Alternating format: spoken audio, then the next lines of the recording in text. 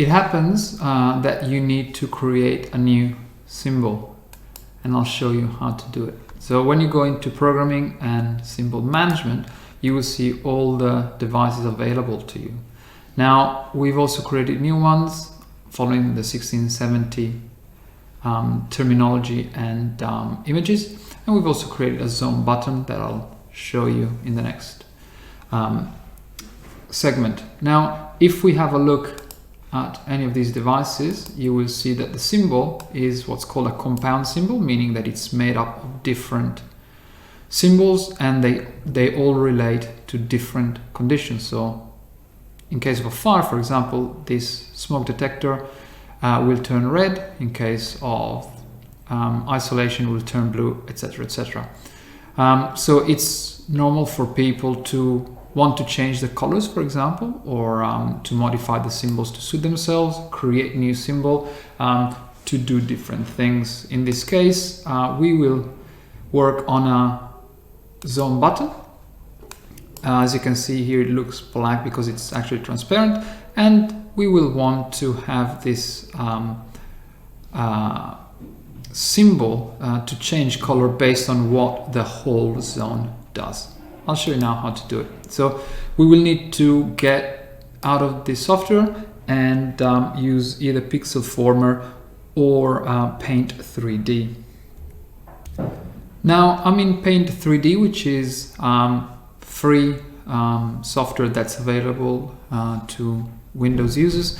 The advantage of this software is that it allows you to have a transparent canvas. So in this case, I've created this rectangle and the inside is transparent. So I did that by using the eraser. So I erased whatever was in here.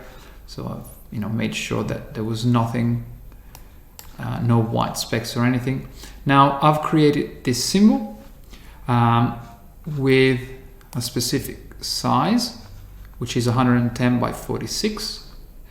And I've created it also in all the colors that I want to have: red, blue, green, etc., etc. Now, this symbol now can be saved anywhere.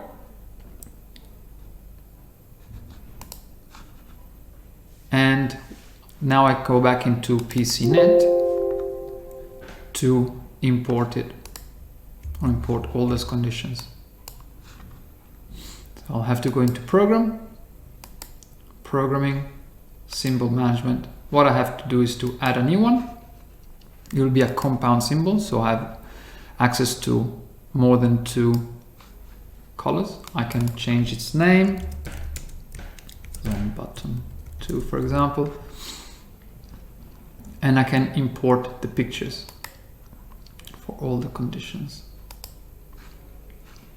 So by selecting the advanced file panel option here, you will know already what these symbols do or what conditions they refer to. You can choose whether they flash or not. Now, to import the picture, you will just need to go here and import the symbol that you just worked on. So fire alarm, for example, can be red, etc., etc. If I want, I can make it flash. I won't save it because I already have the zone button pre-created. So this is a particularly useful tool. For example, if you want to create symbols for items that are not already available. So this could be aspirating devices, etc., etc. You can also contact us if you need more support, as we may have access to symbols already created.